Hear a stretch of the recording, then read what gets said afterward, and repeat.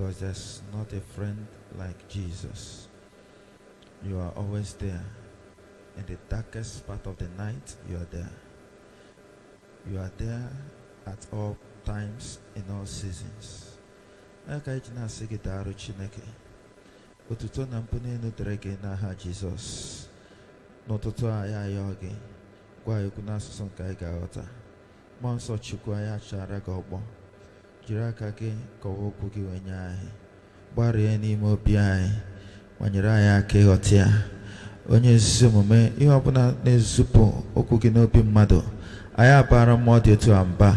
Ọ gaghị adị ire n'ebe a n'aha Jizọs Kraịst. Nara ekene Chineke niile anyị ma na-emalitegori n'aha Jizọs Kraịst bụ onye nwe anyị. Praise the Lord. Anyị nọ na Trinity. Last Sunday bụ Trinity Sunday. And mgbe ọbụla anyị na-ekwu maka Trinity, anyị na-ekwu maka the triune God, three persons in one God. That is our faith, that is our belief. What in anya throughout the scripture, you see the Godhead manifesting himself in three dimensions. God the Father, God the Son, and God the Holy Spirit. God the Son, maybe a cool son. I say, okay, Nankapumwea, and nke ni uchi Chineke, because of Brusian where. Now, it's not a sign of saying not the inferior. Okay, Jesus said it was God that addressed him as my son. On Chineke Buzop, where this is my beloved son. The reason upon this Umbanekumaka son, for Madebo son no matter, it means that person and came out from him. So that word son or son of God, but actually God from God. I know that again. When can I say God that came from God, God from God. And then secondly, you now address here as son, but now as a pattern. When you son of God, you nelanya. Jesus will be among us. I said, no, this is my son. So when you a son to me, look at him. Careful what it takes to be a son of God. And of course, son of God, and male and female. They go to Genesis chapter 5. If you have a Bible, man, or say man, or say no male and female. Or male and female man. Apart from now creation, he said it again. He made them male and female, and talking about man. Man in Genesis chapter 5. The book of generations of Adam. Or see now verse 1. This is the book of the generations of Adam. In the day that God created man, in the likeness of God made he him. Or see male and female created he them, and blessed them, and called their name Adam. One person. That word Adam means man. I called their name Adam. Only translation God called their name man. In the day when they were created, he called their name Adam. So in anya ifuna banekumaka man anekumaka male and female. Now the same thing banekumaka son. Banekumaka son of God. Also I say okay no so muwoke kanagwa or in a generic sense. And then I go back at Trinity, of course. Jesus not the connector, so to say, because Jesus say, I am the way, the truth, and the life. Only God must pass through him. Nyangwa put the way to the Father. Nyangwa put the baptizer. John say, Nanji miri name on the baptism, mana, only na piam naso, or ye monso, no go away, me no baptism. Jesus put the baptizer, Jesus put the way to the Father. So, if Jesus not the car, or the car, the one up middleman, the midfielder, the way to the Father, and this channel through which one can get the Holy Spirit. Now this morning, I pick here one or two things about Jesus. Jesus, the pattern song. Jesus, the pattern song. I just two passages, and then we take it from there. Matthew chapter 3. Matthew chapter 3. I will read verse 16 and 17. And Jesus, when he was baptized, went up straightway out of the water, and lo, the heavens were opened unto him, and he saw the Spirit of God descending like a dove and lighting upon him. And lo, a voice from heaven saying, This is my beloved Son, in whom I am well pleased. Of course, in INF, manifestation of the Trinity. God the Father, the voice that came, the Holy Spirit that came like a dove, and Jesus himself, baptism. Then Matthew chapter 17. Matthew chapter 17. Verse 5. While he yet spake, behold, a bright cloud overshadowed them. And behold, a voice out of the cloud, which said, This is my beloved Son, in whom I am well pleased. Hear ye him. Praise the Lord. Praise the Lord. Now, in Ayana, these two passages, they are almost the same thing. God himself introducing the Son. The first one, Matthew chapter 3. Also, this is my beloved Son, in whom I am well pleased. The second one, Matthew chapter 17. Okay? Or say, hear ye him. That is addition. Now, the first issue I sense the Lord wants us to raise this morning, but hear him na chapter 3. Keliho juweporo na chapter 17. Ke ya. Ke kwanti ofuma. Na chapter 3, that episode happened at baptism. Okay, Jesus' baptism. The Spirit of God, that was what happened in chapter 3. Then chapter 17, war transfiguration. Okay, Elijah bia, then Moses bia, and where cloud and Peter, na James, na John, they were there. Peter na say, Kaelo 3 tabernacles. I knew Jesus ofu, I knew Elijah ofu, I knew Moses ofu, and at that point, God needed to intervene. And we say, these are my sons. You have a handover. Then will only one person any the tabernacle. Then will only one person any the canon. Then will only one person who my beloved. No Hanato.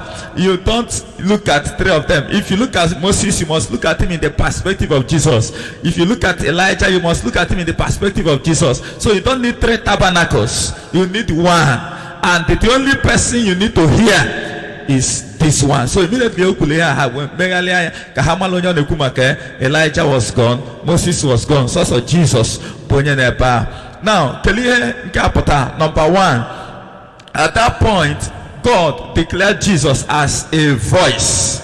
As a voice. Voice, an authority that people they commanded to hear. An authority in a particular field. A voice. Na business. Business. When they na business. When they all how to grow your company, how to grow your business. And don't also mean a full businessman. Why? Because he is a voice. As long as business is concerned, it will accord in a marriage, it will accord in every field of life, even the academic education. And when they would teach us, when they will on what it takes to teach well. That person is a voice. Or how about something in one day? The point is this: you may know what to say, if you are not a voice, nobody will be there to hear you. Hallelujah. You may have what it takes. You may know what to say. But you need, maybe let me say, God go make a voice for people to listen to you. And when so many people message, but nobody is listening to them. Why? God, they have not come to the point of God saying, this one is a voice, hear him, hear him. And that is a point here. No matter whether you like the person or not, you'll be interested in Jesus, my to clear God na chapter 3 of now Matthew chapter 3. Clear God that you will proceed the introduction of Jesus. Now this is my beloved son. Then God chapter 4, God chapter 5, God chapter 6, Luna chapter 17. Where see, this is still my son. No, hear him. Why not in chapter 3? I told you in chapter 3, baptism. At that point, I can make Jesus baptism. So for him to be a voice, he needed to speak. Only the and only the chapter 5, okay, chapter 4, only upon wilderness, only the upon wilderness. But I Mary, I say, okay, count number 1. Then Sermon on the Mount, chapter 5, chapter 6, chapter 7. Then at a point, gather disciples in chapter 10 sent her out. In fact, chapter 11, only Mary introduced John. That's it now. John Walker, now you the Messiah. Yeah, opposition, not just from the Jew, even from John the Baptist, lose no confidence in him. And God was interested. Come back at Jesus, yes, he will handle that case. And the chapter 17. And God said, now, everybody hear him. The problem I know these days, but now, mother see from baptism, shock or play voice. Amen. Before I play voice in a business, only open na to hear you, ya go to business, only him. Open I business seminar. I say, okay, I business seminar, and then in business, and then we gather. I say, colonial speaker. I said, no, Reverend Chido Kongwa speaker, home shop anywhere. I said, no, speaker, business, how to grow your business. I said, Chido Kongwa. I said, no, one no coach, one no somewhere. I said, okay, for you, whoever, man, I won't business seminar, how to grow your business. Speaker, about chicas. Oh, I see better. Why are you not born again? Every person who owns a business will like to go and hear him. Why? Because Omega business down the line with testimony. It will according now every field of life. Open on education. In fact, before I recommend their textbook na school, if it's who is onye I say no PNOK kasi kelonyo keli hogo enene qualification ya say okay no nya professor na physics no mo ifo na then recommend there open no a school leaver maybe nene cha WAEC no physics A1 I say na mama na physics or this you go physics A1 then no textbook textbook physics bully e batala school so nya obo na golowe ndenkusi wole onye ne cha nya say keli hego say na nka na admission my pregnant sit down they may be correct man because he's not an authority in that field nobody will hear him. So instead of struggling, if you are trouble, become an authority in what you are doing, and God will command nations to listen to you. Hallelujah. So when God named Jesus introduced on chapter 17, and I look at myself and say, I'm on the chapter no. I'm on chapter no, because Jesus said, God. Before God has to hear him on the shore of his message that he will not talk rubbish. Also na church, Kamadi Ejecha Sunday school pota. They are how to marry well, and he's not married. And he want you to buy it. If you don't buy it, then 21 keys of success, how to become a millionaire. Man, when he go to publish here. I wrote a book, 21 keys of heart. I said, you have the keys, can't unlock the door. Maybe no more, maybe the padlock. So they hold the key, but the padlock is missing. But you see such things happen also on a church. Now, Christianity only will praise, only may follow up, only may fellowship, only may just out born again. Chegaria, za, on a prayer warrior. Echi, assisting your mic, into the ministry. And that's the problem. When my wife now come and say, Nandia, no somebody, no prayer team, no chale, ba prayer team. Ne anokata, ano zulohi, abobwe, nohi, my gondebeha, nezutohi, say no bulie. How can somebody onye chale ta? Echi, I say I join my prayer team, prayer warrior. You just follow up first. In what you are entering into. If it will recruit, and in war front, why won't you die there? So why? Chapter 17. Jesus, hear him. Why not chapter 4? Why not chapter 3? Why not chapter 5? If open Jesus, now God will take time to make him a voice and declare him a voice. I think we have a lot of work to do. Okay, when you go secondary school, I'm 7 years. And the one I say, Jeff Bishop, Jeff Wonya, God says, stay there. I am training you. No like that.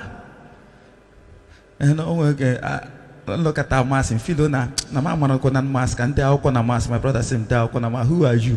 Who will buy it? Okay, will ask again.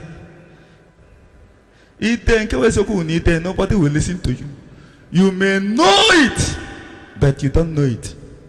Because you are not an authority. That's number one. So when we talk about Jesus, God made him a voice. Number two, put introduction. Or say, this one is my beloved son. And God was willing and bold to say it. Because Jesus road. The question this morning, God, or you bold enough to introduce you and say, this one is my son. No, the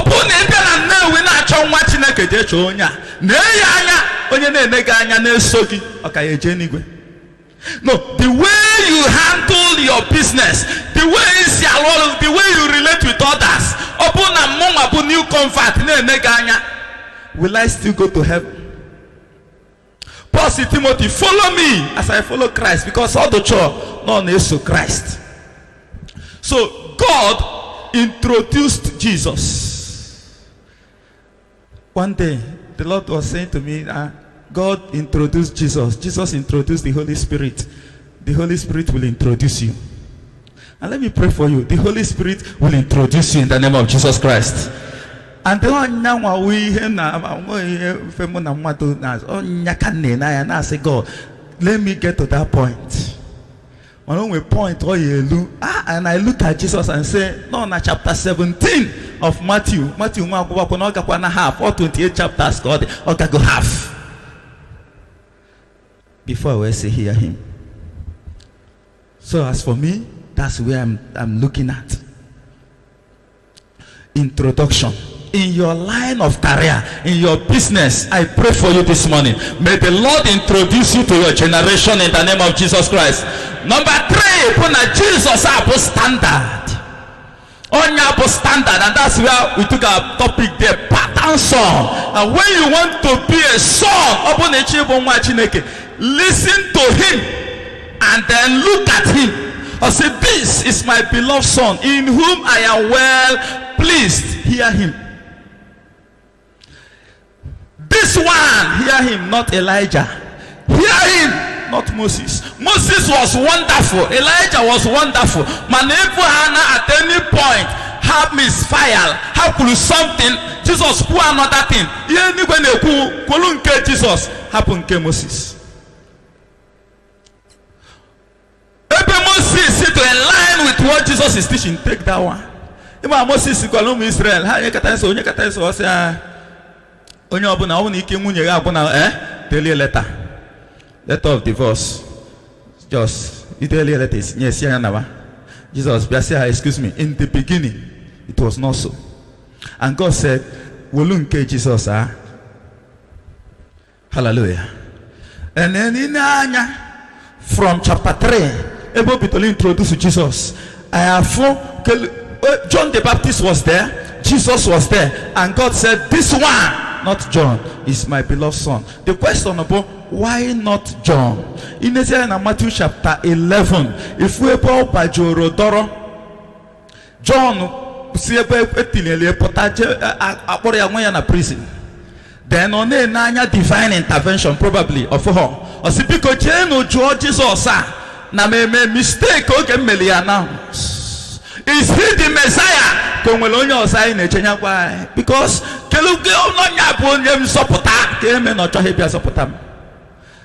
Jesus said, go back and tell him. That's all I have to say. So, mbane kumaka son, somebody in times of challenges, because challenges will come. This is the time to stand your ground. Sorry, if you are sure that you are standing on this truth, stay there. Mana John at a point, because of Ifona Funandia, Osimba na Jesus are not gonna walk. So if in John anya fue in Jesus anya fun kinyawa. Even to the cross, he was still calling God Father. If the Bible says he was led as a sheep to the slaughter, and yet he didn't open his mouth. And boy, obey instead of course. Instead of people teaching why ain't you what I self. If you put no Father, forgive them. They don't know what they are doing. Because that is one day I was telling you here. Now, what you don't have inside.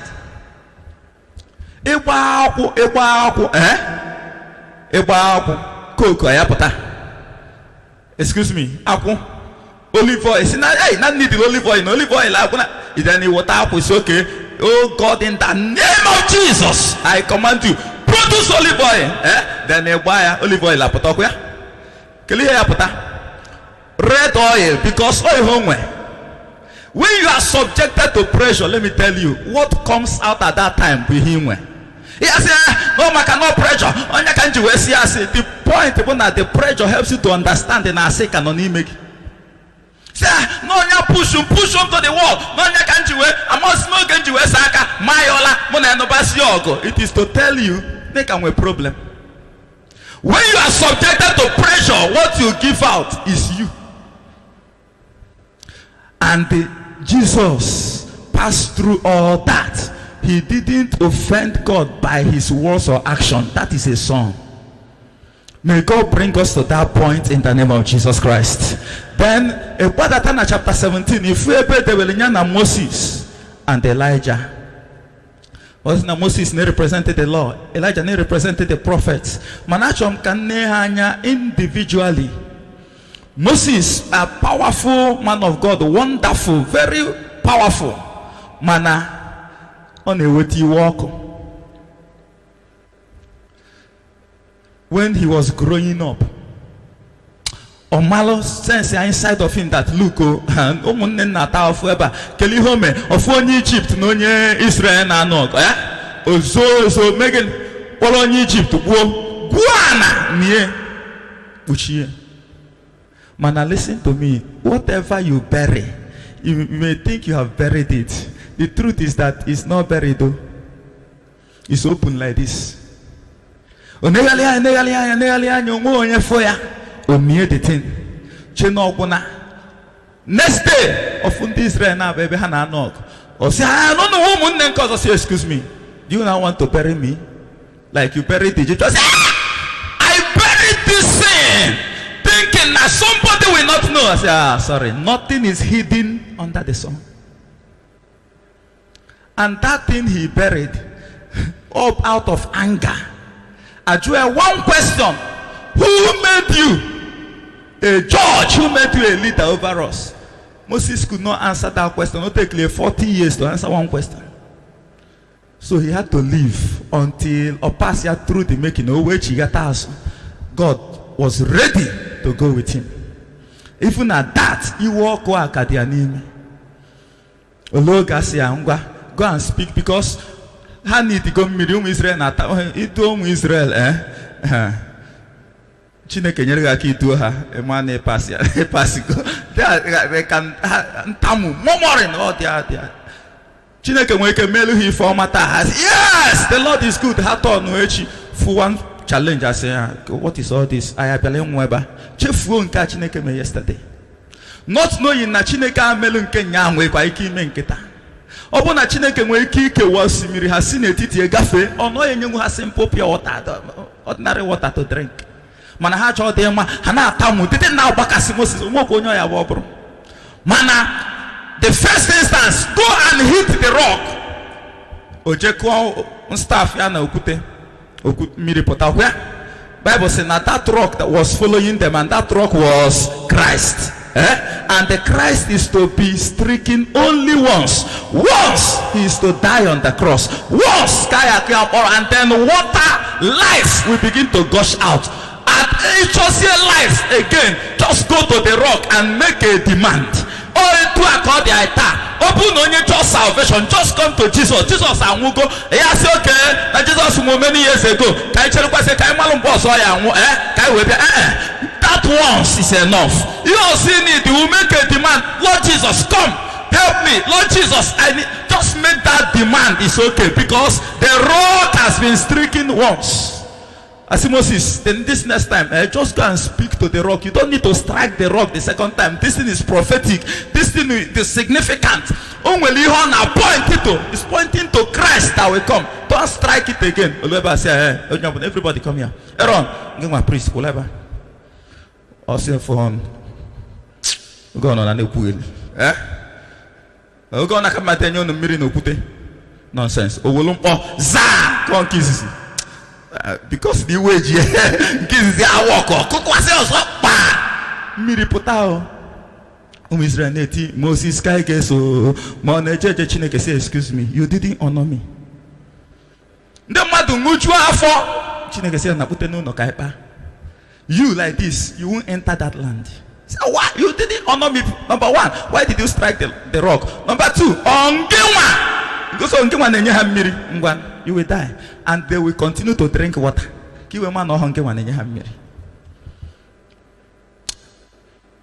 May you not be a victim of another person's problem in the name of Jesus Christ. You open up weakness in your life. I pray this morning, may the Lord deal with it in the name of Jesus Christ. That was the problem, man. Jesus, go away you way, away you way. Am I you penakoko? I said Nabara. Ameya kajeti chichi. He didn't open his mouth. I said, open the son of God. Mbalitu. Oba hanketi. Obu okuni na jole akosa. Oh nyaka chineke ji nature Moses ne Jesus. This one is my son. This one. So if I put open in now manifest. You walk. Go and check. Are you a son? Number two, Puna only for the Moses. There's something I discovered in the Bible. Moses see boluchineke. Imana certain things. I choke I quick auto. I've got somebody say, "And then we problem or no same matter." Yapia ka. And if the only thing no nya ha ni feel that the only thing you make go get to nesi ana chineke say. So if I say let us pray. Then I wait. The Lord is saying something. Then Moses melody. Let me show you now. Numbers chapter 13. Okay, Hanelu na the promised land. Okay, Hanelu na the promised land. They go Numbers chapter 13. Bible say, and the Lord spake unto Moses, saying, send thou men that they may search the land of Canaan, which I give unto the children of Israel. Of every tribe of their fathers shall you send a man, everyone a ruler among them. Send the mother, you know, and in that context, this is the Lord. Mana Moses, he was addressing the people of Israel at Deuteronomy chapter 1. We will make confession. Deuteronomy chapter 1. Are you there in Deuteronomy 1? Okay, wait. Deuteronomy chapter 1, verse 19. I say, and when we departed from Horeb, we went through all that great and terrible wilderness, which you saw by the way of the mountain of the Amorites, as the Lord our God commanded us. And we came to Kadesh Barnea. And I said unto you, you are come unto the mountain of the Amorites, which is the Lord our God, which the Lord our God doth give unto us. Behold, the Lord thy God has set the land before thee. Go up and possess it, as the Lord God of thy fathers has said unto thee. Fear not, neither be discouraged. Say, enter there, go and possess it. Then Hajime meeting. Biakute Moses. Verse 22. See, I say, and you came near unto me, every one of you, and said, we will send men before us. And they shall search us out the land and bring us word again by what way we must go up, and into what cities we shall come. And the saying pleased me well. And I took 12 men of you, one of a tribe, and they turned and went up into the mountain and came unto the valley of Eshcol and searched it out. And they took of the fruit of the land in their hands and brought it down unto us, and brought us word again and said, it is good land which the Lord our God doth give us. Notwithstanding, you will not go up, but rebelled against the commandment of the Lord your God. Moses said, no one. Mele meeting on the PCC. Excuse me. Keka mmadụ yesi aba na anọ ma ho. Ọnọdụ ho mma na isende mmadụ 12. Keje check ya na Moses nenecha anya say, this thing pleased me well. Osinifunu kulu we esiokwu. God say, go and enter the land, go and take it. And then the mmadụ say, no, don't enter yet, go and check. Moses say, nke unu kulu to mma. So Chigatazi, so the Lord said, give me 12 men, let's go and check the land. And the Kelihe Melihaji will cause a problem, generational problem. The whole of that generation, that simple encounter, that simple experience, Melundianine from 20 years and above did not enter the land. So also Joshua and Caleb. Go see that this thing is not from the Lord. Because upon not from the Lord, I believe will not with that negative effect. Chineke say, don't check anything, just go. Say, let's go and check. And then to make it spiritual, he said, the Lord said. I've become several times when somebody say, now one man of God, I'm affair, all my affair, Dolia Canante, see, no, would dig your husband. You must, if you don't marry him, you are finished. Hey, oh, general, no, say not a trouble. So everywhere. And I said, no more now, man of God say, no, I say, well, let's not go there. You are married, you are married. So can I choose a solution? Man, I'm don't marry by prophecy. Now, mother, but I'm say, Sherry, mama,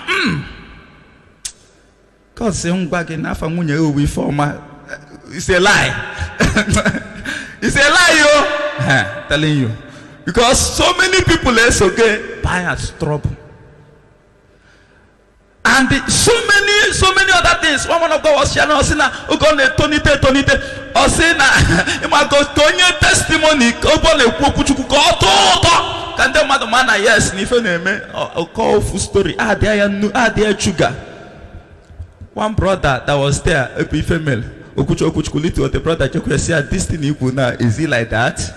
I say, well, the truth is that it's not exactly like that. You say, you have lied. You could say an answer. Just say, before I say, well, see, the testimony, go boy, boo. I'm going to Chineke mehe. I am on a Chineke mewe. So, Chineke mewe. So, I say, or trophy for cause.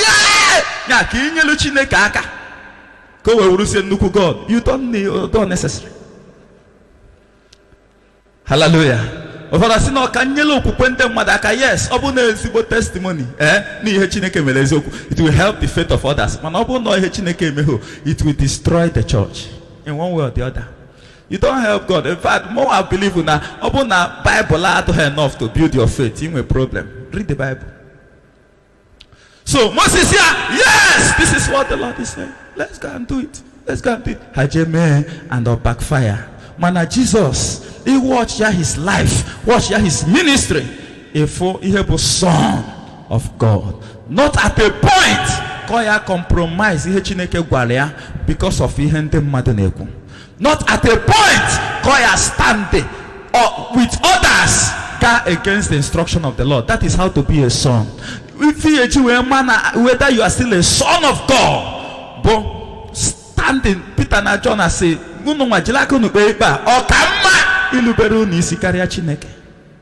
that's a son. Then number 3, Elijah.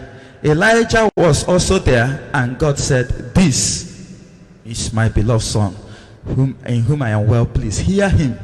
So Elijah, if Elijah was a wonderful prophet, and resigned, just the same thing, similar to Moses. Moses said, why will I care for them? God said, okay, I will take your anointing and share it among 70 people. After that day, just hear God the story. If a name in a camp, I'm not going to say, excuse me, sir. Also, and one problem, because that is not the will of God. Against the perfect will of God. Let me tell you, on a create more problem. May you not enter into agreement that will create problem for you in the name of Jesus Christ. Then Elijah, no Jezebel. Then God had chopota. In times of challenges, but this one is hungry. So go dinner now, eat. That man spiritually, conquer go nation. Now, go revival. The mother says, yes, the Lord, He is God. Jezebel, do you know? Now somebody will get full of activities, but empty inside. I say, yes, man, deep inside. I go here, but they hungry. They honestly know they represent a God. Man, the last time he sat down to hear from God was last year. Sometimes last 2 years, you have not heard from the Lord. Then what are you saying? You want to say what God is saying, and yet God has not said anything to you. So what will you say?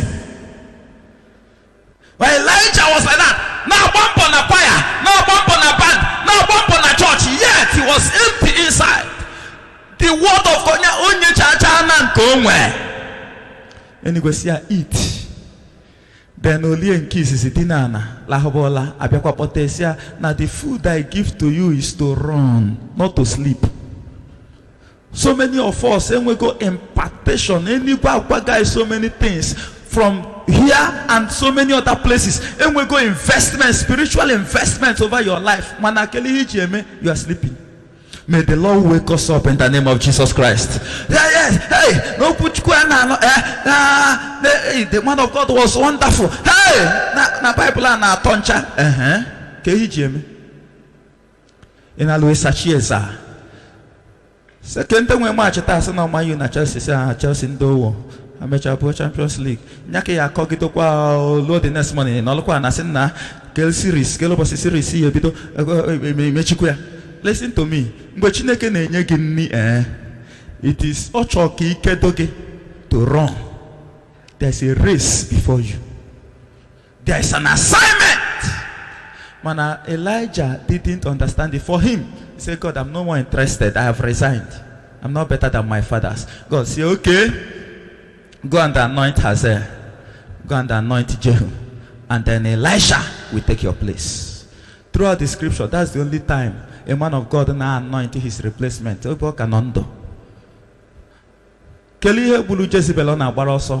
word from Jehu. Who is on the Lord's side? I said, Levi, but throw her down. That's all. So that Jezebel was very weak. Too strong. So Jezebel, one word can kill her. So that thing you are afraid of, I want to tell you. Now, if you stand with God, that that thing that looks big to very small. If you believe it, say amen.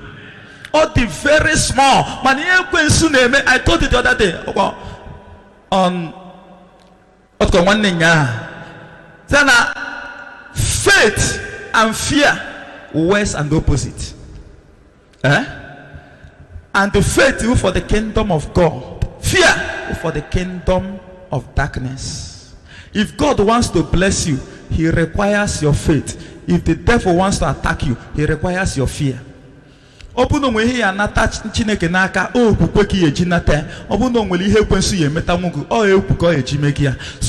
you build your faith, fear will go.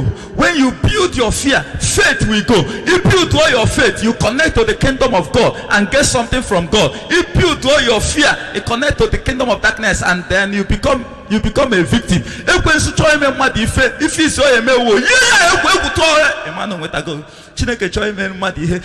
will send his word. Faith comes by hearing, and hearing the word of God. Will build your faith.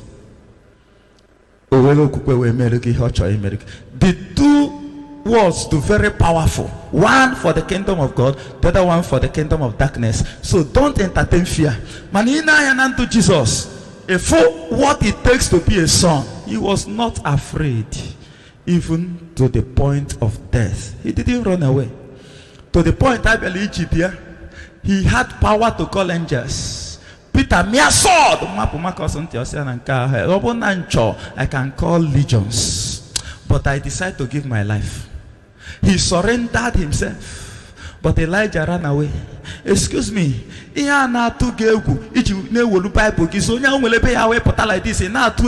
declare your stand as a child of God.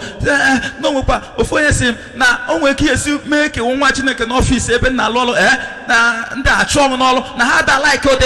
so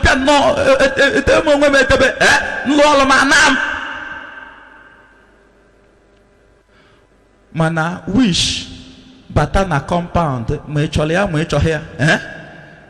unless na offer her space, we know me how operate.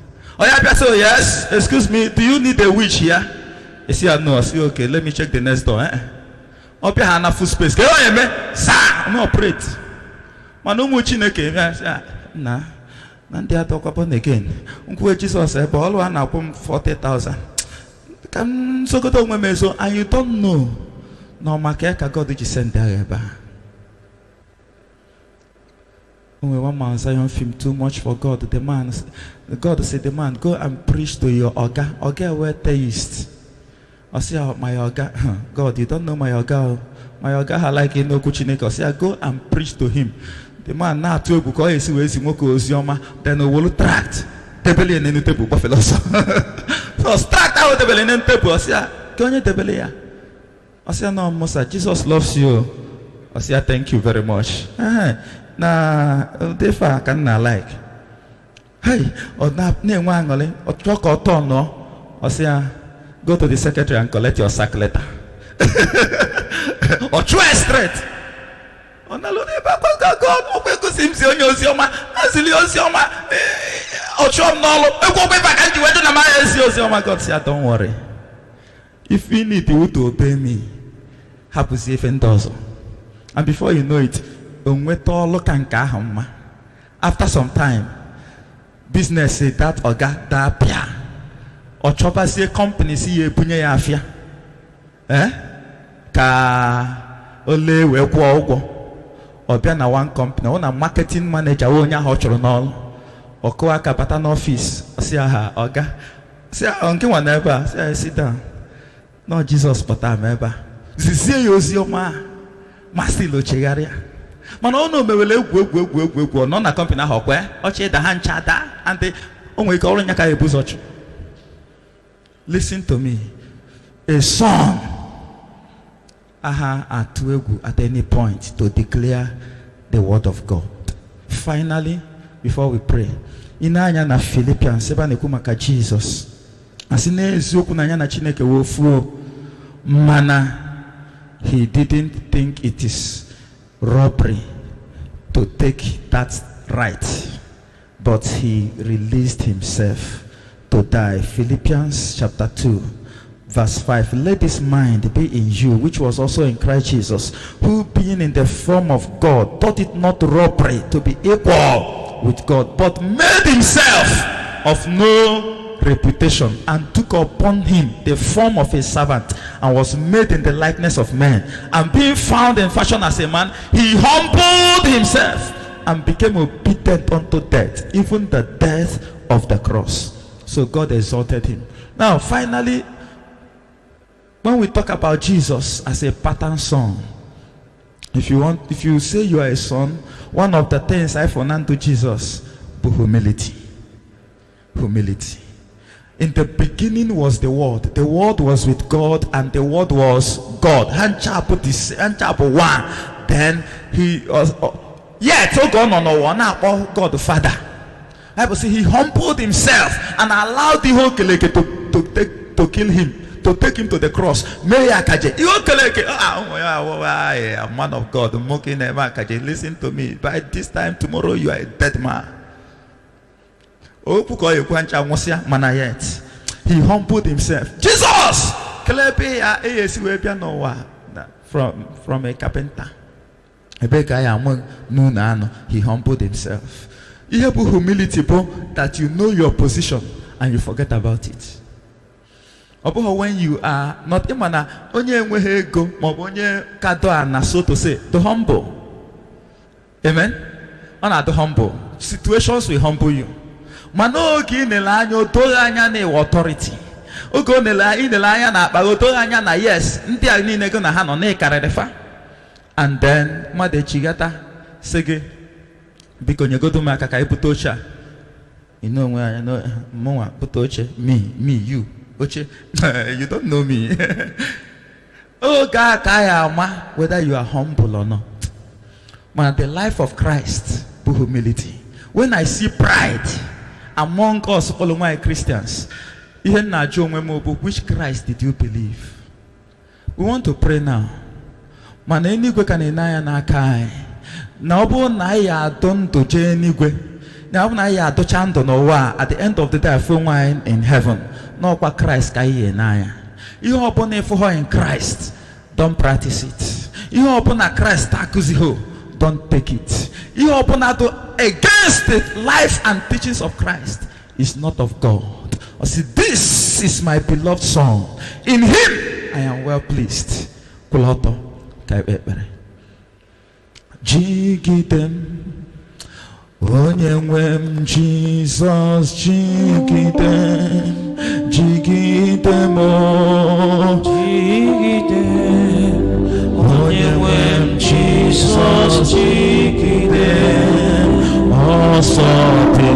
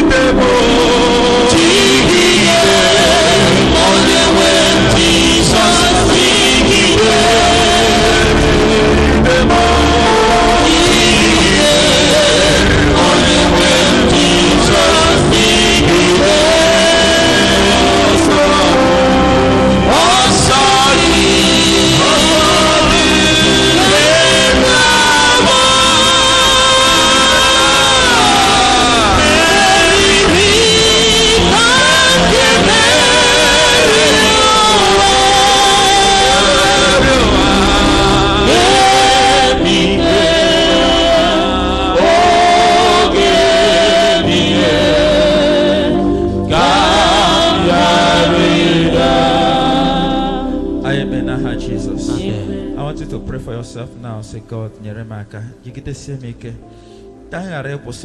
are you in the race? Are you born again? Are you a child of God? Mana aka nwere certain things now manifest in your life that is not in Christ. Aka nwere certain attributes in our but of Christ. Can you pray this morning and say, Lord, help me?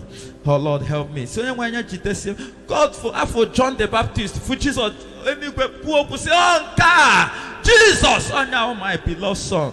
Onye ọbụna do outside him abụghị son. Ịchọ ịbụ nwa na-anya. All through him ka eji abụ nwa. O site na Abraham agwa ya ka eji mmadụ yes na-ebu nwa Chineke. Ọfụkwa Moses for Elijah. See this one, you don't need 3 tabernacles. So when they are with obere na Moses o wota. Ụmụazụ Jesus sị ka anyị kpọtụ ọkụ na Elijah mere ya. Jesus ya mba. No mwa akọ nọ nata. Ọ bụ 3 tabernacles you need. You need to be one for Jesus alone. Open whatever. Can you pray and say, Lord, help me? Help me, Lord Jesus. I will not stop my journey halfway. I will not stop on the way. John the Baptist was along the line. Moses along the line, he walked to disobey God. God said, "No, Elijah along the line, so Jesus, to the point of death, he was still there. After resurrection, he was still there. Up to today, he is still the high priest. Of the 3 wonderful and powerful characters. So Jesus Lulunisi. It is not whether you started well. And when so many people that started well, but they stopped on the way. Elijah was also knows.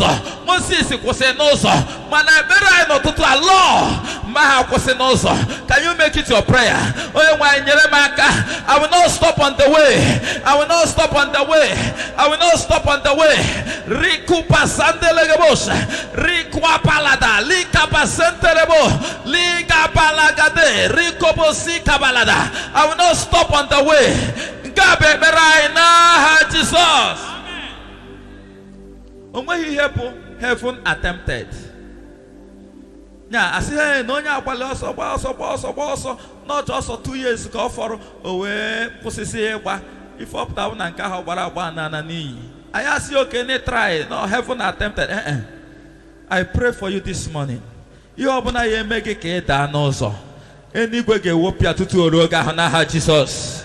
I pray for grace to continue this race to the end in the name of Jesus Christ.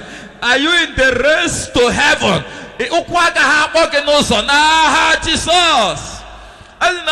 That declaration, no, the 3-dimensional. Number 1, Jesus was a voice. Anyway, command everybody to hear him.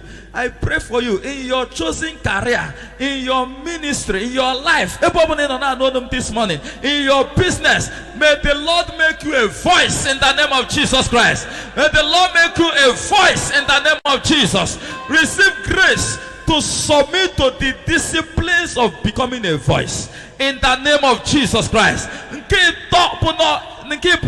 Introduction. Jesus introduced. I pray for you today. May heaven introduce you to your generation. I would like to come and see the person or to hear him. The testimony I can never. Jesus Christ. In our business, may the Lord introduce your business. In our work, may the Lord introduce your skill. In our ministry, may the Lord introduce you. In our may the Lord introduce you. When I get promotion, may the Lord introduce you. When I the next person to favor, may the Lord introduce you. I pray for divine introduction. Divine introduction. Divine introduction. In the name of Jesus. Finally, just like I for Jesus as the standard, the pattern.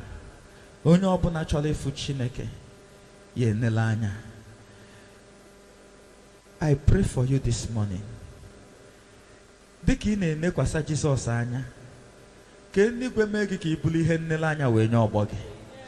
Mgbe a na-ama atụ ezi omume ka ịbụrụ onye a ga-eji wee na-ama atụ.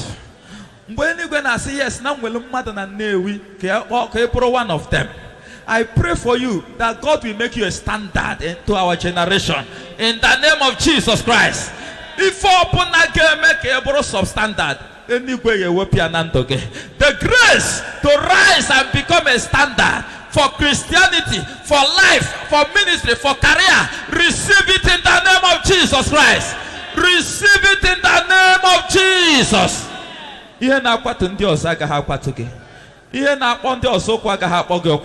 I pray from this altar today, favor will follow you. Because you are before this exalted altar, I pray for you. Any other altar in your life again, I declare now it shall not come to pass. It shall not stand. No altar is permitted to receive a sacrifice on your behalf. In the name of Jesus Christ. When others are saying there is a casting down, you'll be saying there is a lifting up. You end this year in celebration. Today, Yaheji Bakwa Wechikotia. Izuka, Yaheji Kwakwa Nyamiri Wechikotia. Ye make and them mother singing though, may it not happen to you. If I get make a sing congratulations, begin to receive it now. Begin to receive it now. Begin to receive it now. In the name of Jesus Christ. Thank you, Father. In Jesus' mighty name we pray. Shout a better